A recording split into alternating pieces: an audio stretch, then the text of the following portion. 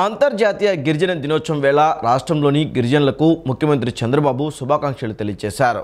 జనజీవన ప్రధాన స్రవంతిలో గిరిజనులు భాగస్వాములు కావాలనేది తెలుగుదేశం పార్టీ మూల సిద్ధాంతాలలో ఒకటని గుర్తు చేశారు.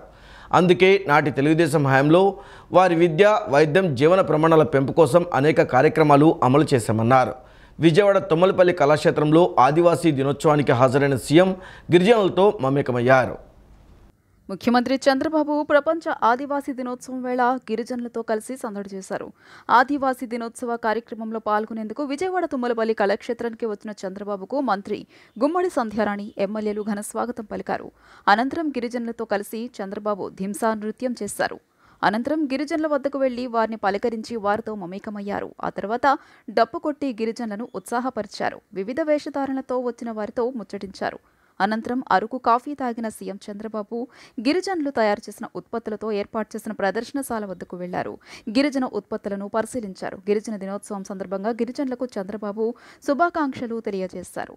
జనజీవన ప్రధాన స్రవంతిలో గిరిజనులు భాగస్వాములు కావాలనేది తెలుగుదేశం పార్టీ మూల సిద్ధాంతంలో ఒకటని, అందుకే నాటి తెలుగుదేశం హయాంలో వారి విద్య, వైద్యం, జీవన ప్రమాణాల పెంపు కోసం అనేక కార్యక్రమాలు అమలు చేశామన్నారు. గిరిజనుల కోసం ప్రత్యేకంగా సంక్షేమ, అభివృద్ధి కార్యక్రమాలు అందించామని, అరకు కాఫీకి, గిరిజన ఉత్పత్తులకు అంతర్జాతీయ గుర్తింపు కోసం ప్రోత్సాహాన్ని అందించామన్నారు. ఊర్లో ఉండే వనరులన్నీ కూడా ఉపయోగించుకొని మీ ఆదాయాన్ని పెంచే మార్గాలు ఏమున్నాయో అవన్నీ కూడా చేస్తాం. అదే సమయంలో మీ ఊరు నుంచి మీరు మండల కేంద్రానికి రావాలన్నా, హాస్పిటల్కి పోవాలన్నా, మార్కెటింగ్ వస్తువులు తీసుకుపోవాలన్నా ఎలాంటి ఇన్ఫ్రాస్ట్రక్చర్ క్రియేట్ చేయాలని అవన్నీ చేస్తామని చెప్పి కూడా నేను మీకు తెలియజేస్తున్నా. ఇది కాకుండా గిరిజనుల కోసం, మీ పిల్లల ఉద్యోగాల కోసం మొన్నే మీరు చూస్తే మెగా డిఎస్సి అనౌన్స్ చేశాం. దీనికోసం విశాఖపట్నంలో గిరిజనులకు స్టడీ సర్కిల్ పెడతాం, మెగా డిఎస్సి కోచింగ్ సెంటర్ పెడతాం, విజయవాడ, తిరుపతిలో కూడా పెడతాం. ఇంకొక పక్కన ట్రైకార్ ద్వారా మళ్లా రుణాలు ఇప్పిస్తాం. గతంలో ఇచ్చినట్టే ఇన్నోవా కార్లు కూడా ఇప్పించి గిరిజనులకు జీవనోపాధి కల్పించే బాధ్యత తీసుకుంటాం. గతంలో 81 గిరిజన హాస్టల్ని రెసిడెన్షియల్ స్కూల్స్ గా మార్చాం. ఇప్పుడు వీటికి కొత్త బిల్డింగులు కావాలి, అవి కూడా కట్టించే బాధ్యత ఈ ప్రభుత్వం తీసుకుంటాం. ఇది కాకుండా గిరిజన సమరయోధుల కోసం చింతపల్లి మండలం లంబసింగిలో తాజంగి గ్రామంలో ఏర్పాటు చేస్తున్న గిరిజన్ మ్యూజియం కూడా పూర్తి చేస్తాం. ఇంకొక పక్క విలేజ్ సెక్రటరీలో చాలా మంది పనిచేస్తున్నారు ఏఎన్ఎంల కింద. వాళ్ళందరినీ ట్రైబల్ వెల్ఫేర్ స్కూల్స్ లో పెట్టి మీ పిల్లల ఆరోగ్యం కాపాడే బాధ్యత తీసుకుంటాం. వైసీపీ అధినేత వైఎస్ జగన్ నేడు నంద్యాల జిల్లాకు వెళ్లారు. ప్రత్యర్థుల దాడిలో హత్యకు గురైన పసుపులేటి సుబ్బారాయుడు కుటుంబాన్ని మరికొద్ది సేపట్లో జగన్ పరామర్శించనున్నారు. ఉదయం 9 గంటలకు గన్నవరం ఎయిర్పోర్ట్ నుంచి బయలుదేరి 10 గంటల 15 నిమిషాలకు ఓరుగల్లు ఎయిర్పోర్ట్కు చేరుకున్నారు. గన్నవరం ఎయిర్పోర్ట్లో జగన్కు పలువురు నాయకులు వీడ్కోలు పలికారు. ఓరుకల్లు ఎయిర్పోర్ట్లో స్థానిక నాయకులు ఘనస్వాగతం పలికారు. అక్కడి నుంచి రోడ్డు మార్గంలో నంద్యాల జిల్లా మహానంది మండలం సీతారామపురం చేరుకుని మృతి చెందిన సుబ్బారాయుడు కుటుంబాన్ని వైఎస్ జగన్ పరామర్శిస్తారు. ఆ కుటుంబానికి అండగా పార్టీ ఉంటుందని భరోసా ఇవ్వనున్నారు. అనంతరం ఓరుకల్లు ఎయిర్పోర్ట్ నుంచి బెంగళూరుకు బయలుదేరి వైఎస్ జగన్ వెళ్తారని పార్టీ వర్గాలు వెల్లడించాయి.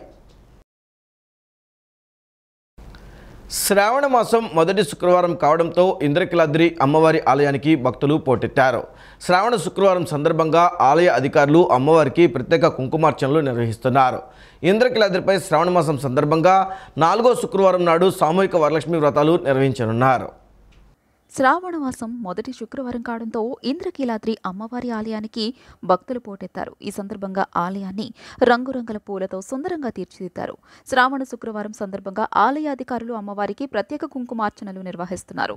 శ్రీ మహావిష్ణువు జన్మ నక్షత్రం శ్రవణం కావడం వల్ల ఆ పేరుతో ఏర్పడిన శ్రావణ మాసం అంటే శ్రీ మహావిష్ణువు ధర్మపత్ని లక్ష్మీదేవికి ఎంతో ప్రీతిపాత్రమైనది. శ్రావణ మాసంలో చేసే నోములు, వ్రతాలు, పూజల వల్ల లక్ష్మీ కటాక్షం సిద్ధిస్తోందని భక్తులు విశ్వసిస్తారు. శ్రావణ మాసం 2వ శుక్రవారం నాడు మహిళలు వరలక్ష్మి వ్రతాన్ని ఆచరిస్తారు. శ్రావణ మాసంలో మహాలక్ష్మిని పూజించడం వల్ల పసుపు కుంకాలతో సౌభాగ్యంతో ఉంటారని భక్తులు అమ్మవారిని కొలుస్తుంటారు. ఇంద్రకీలాద్రిపై శ్రావణ మాసం సందర్భంగా 4వ శుక్రవారం నాడు సామూహిక వరలక్ష్మి వ్రతాలు నిర్వహించనున్నారు. నైపుణ్య గణనపై అధికారులతో మంత్రి నారా లోకేష్ సమీక్షించారు. యువతకు ఉపాధి అవకాశాలు మెరుగుపరిచేందుకే దేశంలోనే తొలిసారిగా నైపుణ్య గణన చేపడుతున్నామని తెలిపారు. నైపుణ్య గణనను అధికారులు ప్రతిష్టాత్మకంగా తీసుకోవాలని, అందుకు తగ్గ ఏర్పాట్లు చేయాలని లోకేష్ ఆదేశించారు. యువతలో నైపుణ్యాలను గుర్తించి వారికి ఉపాధి అవకాశాలు మెరుగుపరిచే లక్ష్యంతో దేశంలోనే తొలిసారిగా రాష్ట్రంలో నైపుణ్య గణన కార్యక్రమానికి శ్రీకారం చుడుతున్నట్లు విద్యాశాఖ మంత్రి నారా లోకేష్ తెలియజేశారు. రాష్ట్రంలో ప్రతిష్టాత్మకంగా చేపట్టనున్న స్కిల్ సెన్సెస్ విధి విధానాల రూపకల్పనపై స్కిల్ డెవలప్మెంట్ అధికారులతో ఆయన సమీక్షించారు. స్కిల్ సెన్సెస్ పూర్తి చేయడానికి అవసరమైన అన్ని ఏర్పాట్లు చేయాలని మంత్రి ఆదేశించారు. నిర్దేశిత సిబ్బంది ఇంటింటికి వెళ్లి ఆన్లైన్ విధానంలో స్కిల్ సెన్సెస్ వివరాలు సేకరిస్తారని అధికారులు తెలిపారు. స్కిల్ సెన్సెస్ భాగంగా వివరాలను సేకరించి వారిలో నైపుణ్యాభివృద్ధికి చర్యలు తీసుకోవడం, ఉపాధి అవకాశాలు కల్పించడం, తద్వారా వారి ఆర్థిక స్థితిగతులను మెరుగుపరచడం ఈ కార్యక్రమం ముఖ్య ఉద్దేశమని లోకేష్ స్పష్టం చేశారు. తొలుత ఒక నియోజకవర్గంలో పైలట్ ప్రాజెక్టుగా చేపట్టి తర్వాత రాష్ట్ర వ్యాప్తంగా దీనిని చేపట్టేందుకు ఏర్పాట్లు చేయాలని సూచించారు. మరింత మెరుగైన ఫలితాల కోసం అవసరాన్ని బట్టి ఆర్టిఫిషియల్ ఇంటెలిజెన్స్ను కూడా ఉపయోగించాలన్నారు. స్కిల్ సెన్సెస్లో భాగంగా ఆయా రంగాల్లో ఆసక్తి ఉన్న యువతను గుర్తించి శిక్షణ ఇచ్చాక వారికి ప్రఖ్యాత సంస్థలతో సర్టిఫికేట్ను కూడా అందజేస్తారన్నారు. రాష్ట్రంలోని పరిశ్రమలతో పాటు నౌకరీ.com, లింక్డ్ఇన్ వంటి పోర్టల్స్ ద్వారా మెరుగైన అవకాశాలను పొందడానికి ఈ సర్టిఫికేషన్ ఉపయోగపడుతుందని తెలియజేశారు. స్థానికంగా అందుబాటులో లేకపోయినప్పటికీ ఇతర రాష్ట్రాలు, ఇతర దేశాల్లో విద్యను అభ్యసిస్తున్న యువతీ యువకులు కూడా ఆన్లైన్ ద్వారా స్వయంగా తమ వివరాలను నమోదు చేసుకునేలా ఏర్పాట్లు చేయాలని సూచించారు. యువతలో నైపుణ్యాలను డిజిటలైజ్ చేసి అవకాశాలను మెరుగుపరచడమే స్కిల్ సెన్సెస్ లక్ష్యమని వివరించారు. ఇందులో భాగంగా ఎన్యూమరేటర్లకు శిక్షణ ఇవ్వాలని, యువతను చైతన్యవంతం చేయాలని సూచించారు. సర్వే అంశాలు సాధ్యమైనంత సులభంగా ఉండేలా చూడాలన్నారు. త్వరలో ముఖ్యమంత్రి చంద్రబాబు సమక్షంలో జరిగే సమావేశంలో విధి విధానాలు ఖరారు చేయాలని సమావేశంలో నిర్ణయించారు. కూటమి ప్రభుత్వంపై వైఎస్ఆర్సీపీ చేస్తున్న ఆరోపణలపై మంత్రి నాదెండ్ల మనోహర్ తీవ్రంగా స్పందించారు. వైఎస్ఆర్సీపీ తాడు బొంగరం లేని పార్టీ అని, దాని అధ్యక్షుడెవరో కూడా తెలియదని ఎద్దేవా చేశారు. జగన్ పద్ధతి మార్చుకోవాలని, ప్రతిపక్ష హోదా లేదు, భద్రత తగ్గించారు వంటివి కాకుండా ప్రజల పక్షాన నిలబడాలని హితవు పలికారు. రాష్ట్రంలో రాష్ట్రపతి పాలన ఎందుకు పెట్టాలో వైఎస్ జగన్ చెప్పాలని మంత్రి నాదెండ్ల మనోహర్ ప్రశ్నించారు. ఇంటింటికి 4,000 రూపాయలు పెన్షన్ ఇచ్చినందుక, పోలవరం పనులు మొదలు పెడుతున్నందుక, కేంద్ర బడ్జెట్లో ఏపీకి ప్రత్యేక సహకారం తీసుకువచ్చినందుక అని నిలదీశారు. జగన్ కోటల్లో ఉంటారని, ప్రజల బతుకులు ఎలా ఉంటాయో ఆయనకు తెలుసా అని ధ్వసమెత్తారు. రాష్ట్రంలో శాంతి భద్రతలు లేవు, రాష్ట్రపతి పాలన పెట్టాలని అనడం సరికాదని మండిపడ్డారు. జగన్ పద్ధతి మార్చుకోవాలని, ప్రతిపక్ష హోదా లేదు, భద్రత తగ్గించారు వంటివి కాకుండా ప్రజల పక్షాన నిలబడాలని హితవు పలికారు. వైఎస్ఆర్సీపీ తాడు బొంగరం లేని పార్టీ అని, ఎలక్షన్ కమిషన్లో ఆ పార్టీకి సభ్యత్వం లేదన్నారు. ఇంతవరకు ఆ పార్టీకి అధ్యక్ష ఎన్నికలే జరగలేదని, అధ్యక్షుడు ఎవరో, ప్రధాన కార్యదర్శి ఎవరో తెలియదని ఎద్దేవా చేశారు. అసలు పార్టీ ఎవరిదో క్లారిటీ లేదని, ముందు జగన్ తన పార్టీని చక్కదిద్దుకుని మిగతా వారిని విమర్శించాలన్నారు. ఏపీలో సూపర్ 6 పథకాలు ఖచ్చితంగా అమలు చేసి తీరుతామన్న నాదెండ్ల, ఎన్నికల్లో ఇచ్చిన ప్రతి ఒక్క హామీ అమలు చేసి తీరుతామన్నారు. దేని గురించి జగన్మోహన్ రెడ్డి గారు ఆ విధంగా మాట్లాడుతున్నా నాకు అర్థం కావట్లేదు. కనీసం ఇంకిత జ్ఞానం ఉండాలి. ఈరోజు కొత్త ప్రభుత్వం వచ్చింది, ప్రజలు ఎంతో ఒక నమ్మకంతో మా పైన, ఆ నాయకత్వం పైన ఉన్న నమ్మకాన్ని వాళ్ళు గౌరవించి ఓట్లేసి గెలిపించారు. మాకు బాధ్యత ఉంది. ఖచ్చితంగా నేను ఇందాక అన్నట్టు కనీసం రైతులు కూడా మీరు ఆదుకోలేకపోయారు, మోసం చేసి వెళ్ళిపోయారు. రైతులకి ధాన్యం వాళ్ళ దగ్గర కొనేసి మీరు 1,674 కోట్ల రూపాయలు బకాయిలు వదిలేసి వెళ్ళిపోయారు. మీరేం మాట్లాడతారు రాష్ట్రం గురించి, పరిపాలన గురించి? అధికార యంత్రాంగాన్ని నిర్వీర్యం చేసేసి మీకు నచ్చిన కొంతమంది ఆఫీసర్లను ఇతర రాష్ట్రాలను తెచ్చుకుని మోసం చేశారు తప్ప పరిపాలన చేయలేదు మీరు. సో ప్రతిపక్ష నాయకుడు నేను కోరేది ఏంటంటే, మీరు ప్రజల సమస్యలపైన మాట్లాడండి. మీరు దయచేసి కేవలం మీ సెక్యూరిటీ కోసమో, లేకపోతే రాష్ట్రంలో ప్రెసిడెన్షియల్ రూల్ పెట్టాలనో దీనికే మీరు సమయం వృధా చేయడం కాదు. సైబర్ నేరాల నియంత్రణలో బ్యాంకర్ల సహకారం అవసరమని పోలీస్ కమిషనర్ ఎస్వి రాజశేఖర్ బాబు పేర్కొన్నారు. ఎవరైనా బాధితులు తమ ఖాతాల్లో డబ్బులు పోయాయని బ్యాంకుకు వస్తే ఎవరి ఖాతాకు వెళ్ళాయో తెలియచేయాలని కోరారు. చాలామంది లక్షల్లో నష్టపోతున్నారని, వారి పట్ల మానవతా దృక్పథంతో వ్యవహరించాలని పేర్కొన్నారు. సైబర్ నేరాల నియంత్రణలో తీసుకోవాల్సిన జాగ్రత్తలపై పోలీస్ కమిషనర్ ఎస్వి రాజశేఖర్ బాబు సిపి కార్యాలయంలో బ్యాంకర్లతో సమావేశం నిర్వహించారు. ఈ సందర్భంగా ఆయన మాట్లాడుతూ వినూత్న పద్ధతిలో సైబర్ నేరాలపై ప్రజల్లో అవగాహన కలిగించేందుకు చర్యలు తీసుకుంటున్నట్లు చెప్పారు.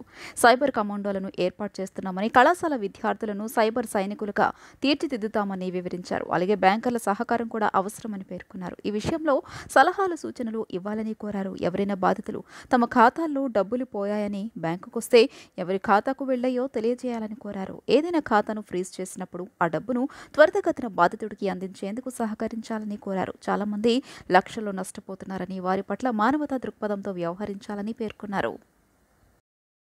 నిజమైన లబ్ధిదారులకే టిడ్కో ఇళ్ల హక్కుపత్రాలు జారీ చేస్తామని మంత్రి నారాయణ స్పష్టం చేశారు. చిలకలూరిపేటలో అన్నా క్యాంటీన్ టిడ్కో ఇళ్లు పరిశీలించిన నారాయణ ఆయనతో పాటు ఎమ్మెల్యే ప్రతిపాటి పుల్లారావు కూడా పరిశీలించారు. గత ప్రభుత్వం ఆర్థిక క్రమశిక్షణ పాటించకపోవడంతో ఖజానా ఖాళీ అయిందని, సమర్థుడైన చంద్రబాబు పాలనలో చక్కబెడుతున్నామన్నారు. నిజమైన లబ్ధిదారులకే టిడ్కో ఇళ్ల హక్కు పత్రాలు జారీ చేస్తామని మంత్రి నారాయణ స్పష్టం చేశారు. చిలకలూరిపేటలో అన్న క్యాంటీన్ టిడ్కో ఇళ్లు పరిశీలించిన నారాయణ ఎమ్మెల్యే ప్రతిపాటి పుల్లారావు పరిశీలించారు. గత ప్రభుత్వం ఆర్థిక క్రమశిక్షణ పాటించకపోవడంతో ఖజానా ఖాళీ అయిందని, సమర్థుడైన చంద్రబాబు పాలనను చక్కబెడుతున్నారన్నారు. టిడ్కో ఇళ్ల విషయంలో ప్రభుత్వం కీలక నిర్ణయం తీసుకుందని, సకల వసతులతో టిడ్కో ఇళ్లు పూర్తి చేస్తామని, వాటిల్లో నిజమైన లబ్ధిదారులకు మాత్రమే హక్కుపత్రాలు జారీ చేస్తామని తెలిపారు. రాష్ట్ర పురపాలక శాఖ మంత్రి నారాయణ ముఖ్యమంత్రి ఆదేశాల మేరకు గేటెడ్ కమ్యూనిటీల స్థాయిలో టిడ్కో ఇళ్ల ప్రాంగణాలు అభివృద్ధి చేస్తామని, మార్చి చివరి నాటికి అన్ని హంగులతో వాటిని లబ్ధిదారులకు అందిస్తామని వెల్లడించారు. చిలకలూరిపేటలో అన్నా క్యాంటీన్ భవనం టిడ్కో గృహ సముదాయాన్ని మంత్రి నారాయణ స్థానిక ఎమ్మెల్యే ప్రతిపాటి పుల్లారావు పరిశీలించారు. తొలుత చిలకలూరిపేట ఎన్టీఆర్ సెంటర్లోని అన్నా క్యాంటీన్ భవనాన్ని పరిశీలించారు. పనుల పురోగతి, వసతులపై అధికారులతో మాట్లాడారు. అనంతరం టిడ్కో గృహ సముదాయంలో ఇళ్లను పరిశీలించారు. అందులో నివసిస్తున్న లబ్ధిదారులతో మాట్లాడారు. చిలకలూరిపేట నుంచి టిడ్కో గృహ సముదాయం కమ్మవారిపాలెం మీదుగా నర్సరావుపేట వెళ్లేందుకు ఏర్పాటు చేసిన ఆర్టీసీ బస్సును నారాయణ, ప్రతిపాటి పుల్లారావు ప్రారంభించారు. ఫెసిలిటీస్ లాగానే ఉండకూడదు. రోడ్లు ఉండాలి, లైట్లు ఉండాలి, అక్కడ పార్క్ ఉండాలి, ఏదైనా ఫంక్షన్స్ చేసుకోవడానికి ఫంక్షన్ హాల్ ఉండాలి, పిల్లలకు స్కూల్ ఉండాలి, అక్కడ షాపింగ్ కాంప్లెక్స్ పెట్టచ్చు, ఏదైనా కొనుక్కోవాలంటే షాపింగ్స్. అదే రాగానే ఫస్ట్ అదే అడిగాను. యాక్చువల్ గా నాకు ఇచ్చారు. యాక్చువల్ గా నేను ఇమ్మీడియట్ గా మీకు ఒకటి ప్రామిస్ చేస్తున్నాను. దీని మెయింటెనెన్స్ ని మున్సిపల్ కార్పొరేషన్ పంపుతున్నారు. మున్సిపాలిటీకి కుటుంబాలు క్లీన్ చేయటాలు ఇవన్నీ కూడా ఇంకా ఈ ఏరియా మొత్తం కంప్లీట్ గా ఈ కాలనీలో చెత్త చెదారం తీసేయడం, వాటర్ కానీ ఎలక్ట్రిసిటీ లైట్స్ కానీ మొత్తం బాధ్యత మున్సిపల్ కమిషనర్కి ఈ రోజు నుంచి చెప్తున్నాను. వాళ్ళు మున్సిపాలిటీలు ఎలా చేస్తారో చిలకలూరుపేటలో అదే విధంగా ఈ ఏరియాను కూడా చేస్తారు. తన తండ్రి మాజీ మంత్రి దేవినేని రాజశేఖర్ నెహ్రూకు రాజకీయంగా, వ్యాపారపరంగా దేవినేని బాజీ ప్రసాద్ అండగా నిలిచారని వైసీపీ తూర్పు నియోజకవర్గ ఇన్ఛార్జ్ దేవినేని అవినాష్ అన్నారు. దేవినేని బాజీ 8వ వర్ధంతి సందర్భంగా గుణదల్లోని కార్యాలయంలో నివాళులర్పించారు. దేవినేని నెహ్రూ, దేవినేని బాజీ ఆశయ సాధనకు తామంతా కృషి చేస్తామని ఆయన పేర్కొన్నారు.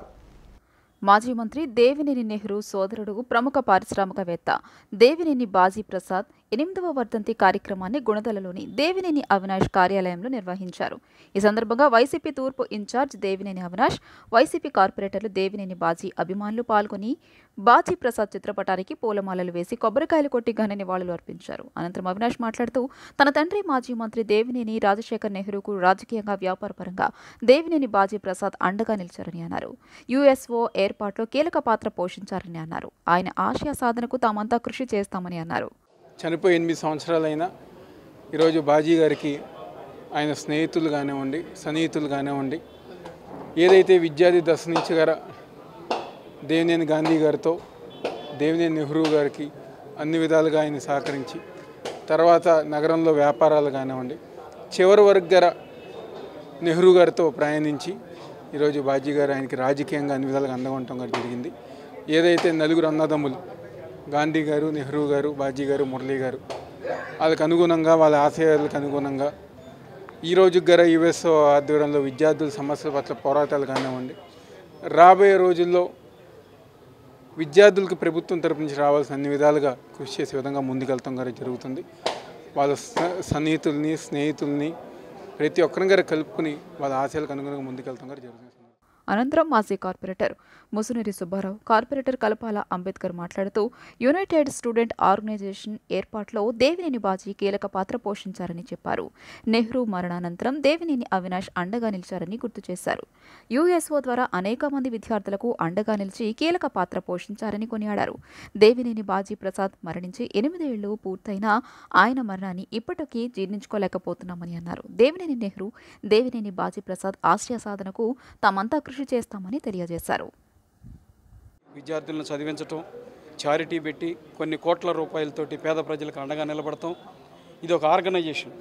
ఈ ఆర్గనైజేషన్ని బతికియడం కోసం నెహ్రూ గారితో ప్రయాణం చేసిన చాలామంది, అలాగే బాజీ ప్రసాద్ గారితో ప్రయాణం చేసిన చాలామంది, ఈ ఆర్గనైజేషన్ నమ్మి ఈ ఆర్గనైజేషన్ కోసం పనిచేస్తున్నటువంటి అనేక మంది కూడా ఈరోజు హాజరయ్యి మరి దేవినేని బాజీ ప్రసాద్ గారి ఆశయాలని, అలాగే ఈ ఆర్గనైజేషన్ నెహ్రూ గారి ఆర్గనైజేషన్ యొక్క ముఖ్య ఉద్దేశాలని పేద ప్రజలకు అందించడంలో భాగంగా తీసుకెళ్లడంలో మేమందరం కూడా పక్క నుండి దగ్గరుండి సహకరిస్తామని తెలియజేస్తూ సెలవు.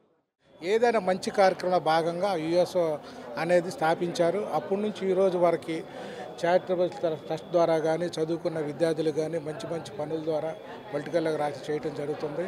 ఈ రోజున మరి అవన్నీ చేయటం మూలానే అవన్నీ వాళ్ళ ఆశయాలు అనుగుణంగా మరి ఎప్పుడు అలా ఉండాలని చెప్పని అదే రీతిలో వెళుతూ ఈరోజు మనిషి మా మధ్య లేకపోయినా కానీ ఉన్నట్టుగానే ప్రతిదీ ఆశయాలకు అనుగుణం చేస్తాం. ఇది ఆనవాయితీగా వస్తుంది. గమనించి తెలుసుకునేసేసి మరి ప్రతి ఒక్కళ్ళు ఆయన యొక్క ఆత్మకు శాంతి కలగాలని కోరుకుంటూ. ప్రకాశం బ్యారేజ్కు వరద ప్రవాహం రోజురోజుకు పెరిగిపోతుంది. కృష్ణానదికి ఎగువ నుండి వస్తున్న వరద నీటి దృష్ట్యా ప్రకాశం బ్యారేజ్ నుండి 15 గేట్లు 7 అడుగులు, 55 గేట్లు 6 అడుగుల మేర ఎత్తి 2,63,000 క్యూసెక్ల నీటిని దిగువకు విడుదల చేశారు. దీంతో అధికారులు కృష్ణానది పరివాహక ప్రాంత ప్రజలు, లంక గ్రామ ప్రజలను అలర్ట్ చేశారు. ప్రకాశం బ్యారేజ్కి వరద ప్రవాహం రోజురోజుకు పెరిగిపోతుంది. పులిచింతల నుంచి వరద ఉధృతి కొనసాగుతోంది. గత 3 రోజులుగా కురుస్తున్న వర్షాలకు ప్రకాశం బ్యారేజ్ పులిచింతల మధ్య క్యాచ్మెంట్ ఏరియాలో కృష్ణానదిలోకి భారీగా వరద నీరు వస్తోంది. ఎన్టీఆర్ జిల్లాలో అలుగువాగు, ఎద్దుళ్లవాగు, పడమటివాగు, కట్టలేరు, మున్నేరు, వైరా, ఏరు పొర్లుతున్నాయి. వరద ఉధృతితో తాత్కాలికంగా భవానీ ద్వీపాన్ని క్లోజ్ చేస్తుంది. వరుసగా కురుస్తున్న వర్షాలతో పత్తి, పెసర, మినుము పంటలపై తీవ్ర ప్రభావం పడింది. కృష్ణానదికి వరద పోటెత్తడంతో బ్యారేజ్కి దిగువ ప్రాంతాలైన దివిసీమలోని లంక గ్రామాలకు రాకపోకలు నిలిచిపోయాయి. పులిగడ్డ అక్విడక్ట్ దగ్గర వరద నీరు 10 అడుగులకు చేరిపోయింది. వినగడప వాగు పొంగిపోర్లుతుండడంతో గంపలగూడెం మధ్య రాకపోకలు నిలిచిపోయాయి. తిరువూరు, అక్కపాలెం, పట్టమటి వాగు పొంగిపోవడంతో రాకపోకలను అధికారులు నిలిపివేశారు.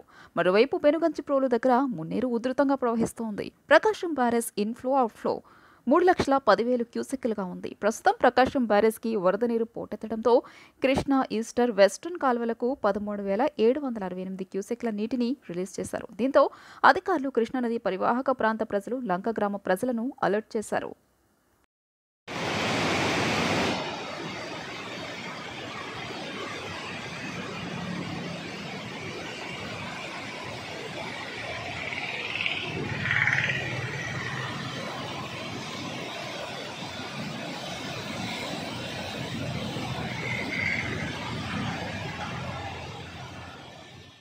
కష్టపడే తత్వం ఉండి పేదలైతే వారికి ఆర్థిక సాయం అందించేందుకు వైఎన్ఆర్ చారిటీస్ ఎప్పుడూ ముందుంటుందని ఆ చారిటీస్ వ్యవస్థాపకులు ఎలమంచిలి జయప్రకాష్ స్పష్టం చేశారు. వైఎన్ఆర్ చారిటీస్ ఆధ్వర్యంలో రామర్పాడులో ఓ వికలాంగునికి జీవనోపాధి నిమిత్తం ఆటోను అందజేశారు. సేవా కార్యక్రమాల్లో తమ చారిటీస్ ఎప్పుడూ ముందుంటుందని, పేదలకు అండగా నిలుస్తుందని ఎలమంచిలి జయప్రకాష్ పేర్కొన్నారు. ప్రమాదానికి గురై వికలాంగుడైన ఓ వ్యక్తికి వైఎస్ఆర్ చారిటీస్ అధినేత యలమంచిలి జయప్రకాష్ ఆపన హస్తం అందించారు. ఆ వికలాంగుడు ఎవరి మీద ఆధారపడకుండా కుటుంబాన్ని పోషించే విధంగా వైఎన్ఆర్ చారిటీస్ తరపున ఆటోను పంపిణీ చేశారు. వికలాంగుని బాధను రామవరప్పాడు మాజీ ఉప సర్పంచ్ కొల్లా ఆనంద్ యలమంచిలి జయప్రకాష్ దృష్టికి తీసుకురాగా ఆటోను అందించారు. రామవరప్పాడు వంతెన వద్ద స్వయంగా యలమంచిలి జయ ఆటోను వికలాంగునికి అందజేశారు. ఈ సందర్భంగా ఆయన మాట్లాడుతూ ఎన్నో ఏళ్లుగా వైఎన్ఆర్ చారిటీస్ ఆధ్వర్యంలో అనేక సేవా కార్యక్రమాలు చేస్తున్నామని అన్నారు. నిరాశ్రయులైన వారికి, నిరుపేదలకు, పేద విద్యార్థులకు ఆర్థిక సాయం అందిస్తూ గన్నవరం నియోజకవర్గంతో పాటు చుట్టుపక్కల ప్రాంత ప్రజలకు సైతం సేవా కార్యక్రమాల ద్వారా అండగా నిలుస్తున్నామని అన్నారు. కష్టపడే తత్వం ఉండి పేదలైతే వారికి ఆర్థిక సాయం అందించేందుకు వైఎన్ఆర్ చారిటీస్ ఎప్పుడూ ముందుంటుందని స్పష్టం చేశారు. ఇందులో భాగంగా రామవరప్పాడుకు చెందిన వికలాంగునికి ఆటోను అందించినట్లు తెలిపారు. అనంతరం కొల్లా ఆనంద్ మాట్లాడుతూ తాము అడిగిన వెంటనే ఏది కోరినా తక్షణమే ఇచ్చేందుకు యలమంచిలి జయప్రకాష్ ముందుంటారని చెప్పారు. ఈ నేపథ్యంలో వికలాంగునికి ఆటో కావాలని కోరిన వెంటనే ఆటో అందజేశారని చెప్పారు. కరోనా సమయంలో కూడా అనేక సేవా కార్యక్రమాలు చేశారని గుర్తు చేశారు. ఆటో ఇవ్వడం పట్ల సయ్యద్ అన్సర్ బాషా సంతోషం వ్యక్తం చేశారు. బాగా చదువులో రాణించి పెద్ద చదువులు చదువుకోవడానికి ఆర్థికంగా ఇబ్బందులు ఉంటే వారికి తక్షణమే స్పందించి మా చారిటీస్ తరఫున ఎంతోమందికి ఫీజులు డొనేట్ చేయటం కానీ ఇలా చేస్తూ వస్తున్నాం. మరి ఈ రోజున ఆ కోవలోనే రామర్పాడు గ్రామంలో మా ఆనంద్ గారు తరఫున ఒక సోదరునికి ఆటో ఇవ్వటం అనేది చాలా సంతోషంగా భావిస్తూ రాబోయే కాలంలో కూడా చుట్టుపక్కల గ్రామాల్లో కానీ గన్నవరంలో కానీ విజయవాడలో కానీ ఎక్కడైనా సరే పేదవాడు నేను బ్రతకలేను అనే ఆలోచనలో ఉంటే వారు జీవించడానికి వారికి కష్టపడే ఆలోచన ఉంటే వారికి కష్టపడడానికి ఏ వ్యాపారం చేసినా కానీ ఆ వ్యాపారానికి నా వంతు సహాయం చేస్తానని తెలియజేసుకుంటూ ఇంత మంచి కార్యక్రమం చేయించిన కొల్లా ఆనంద్ కుమార్ గారికి నా కృతజ్ఞతలు తెలియజేసుకుంటాను. కరోనా సమయంలో కానివ్వండి, లేకపోతే మేము ఎప్పుడన్నా ఏ రెఫరెన్స్ ఇచ్చి పంపించినా సరే వాళ్ళకి తోపుడు బళ్ళు కానివ్వండి, జీవనోపాధి కోసం తోపుడు బళ్ళు కానివ్వండి, ఇస్త్రీ పెట్టెలు కానివ్వండి, ఇస్త్రీ బళ్ళు కానివ్వండి, కరోనా సమయంలో ఇంటింటికి దగ్గర సుమారు 1000 మందికి బియ్యం, పప్పు, ఉప్పు కూరలు విడివిడిగా సప్లై చేయడం జరిగిందండి. మా గ్రామంలో వృద్ధులు కానీ అవన్నీ కూడా ఆయన ఇంకా మరి ఎంతో కాలం ఇటువంటి సేవలు చేయాలని చెప్పి మా ఊర్లో ఉన్న కొంచెం పేద విద్యార్థులకి పేదలందరికీ కూడా సహాయం చేయాలని ఆ భగవంతుడు ఆయనకు అవకాశం కల్పించాలని మనస్ఫూర్తిగా కోరుకుంటున్నాను. మరొక్కసారి ఆయనకి ప్రత్యేకమైన కృతజ్ఞతలు తెలియజేసుకుంటున్నాను. థ్యాంక్ యూ అన్న. నాకు 2 సంవత్సరాల నుంచి యాక్సిడెంట్ అయ్యి నేను ఇబ్బంది పడుతున్నాను అండి. అయితే ఆనంద్ గారిని కలిస్తే ఆనంద్ గారు నన్ను తీసుకెళ్ళి జయన్ గారి దగ్గర మాట్లాడిచ్చారండి. ఆయన తక్షణమే సాయం చేసి నాకు ఆటో ఇప్పించడం జరిగిందండి. ఫ్యామిలీ ఉన్నారండి, ఒక 2 ఆడపిల్లలండి. నేను ఏ పొజిషన్లో లేకపోతే ఆటో తోలుకుంటున్నాను అండి. అది ఆయనకి తెలిసి ఆనంద్ గారు తీసుకెళ్తే ఆయన దగ్గరికి ఆయన నాకు తొందరగా ఆయన స్పందించి తొందరగా సాయం చేశారండి. నాకు సాయం చేసి ఆటో ఇప్పించారండి.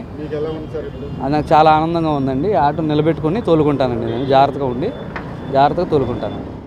ఈ వార్తలు ఇంతటితో సమాప్తం. నమస్కారం.